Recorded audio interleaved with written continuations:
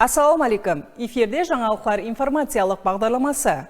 Мемлекетімізде халықтың социалдық қорғауға мұқтаж қатламларын материалдық һәм рухи жақтан қолдап қотлауды күшейту, жәмиетте өзара татулық, мехір мүрубет, кеңпейілі, қайыр сахауат орталығын және де бекемдеу мақсатындегі ләжлардың көрінісі Шоманай районында өткерілген 13 баланың сүннет тойында өз көрінісін тапты.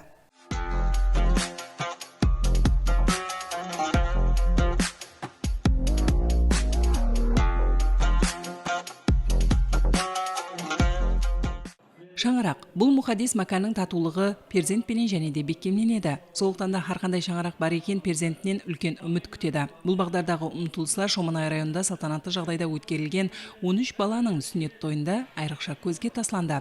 Онда сөзге шыққала тарифінен елімізде социалдық қорғауға мұқтаж болған бұқараларға қаратылып атаған іті бар. Мемлекеттік саясат дәрежесінде оларға жаратылған имканиятлар хақында айрықша тоқтап өтті. Бұл ләжға кішкене балалардың ата-аналары, жақынлары, мәхәлле тұрғылары, нұранилер һәм кең жәмиетчілік уәкілдері мұрат етілді. Өз нәубетінде районда өткерілген қайырқомлық ләжінде мемлекетімізде һәр бір бұқара үкіметтік дәрежеде ітібарда екенлігінің айқын көрінісін тәмінлемекте.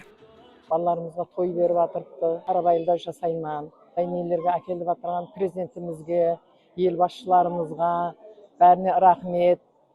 Менің балам зарапат дейін сүллет тойын беріп атыр. Жайларды шифрлап беріп атырыпты. Өзіме жай берді, міне балаларыма сүллет той беріп атырыпты.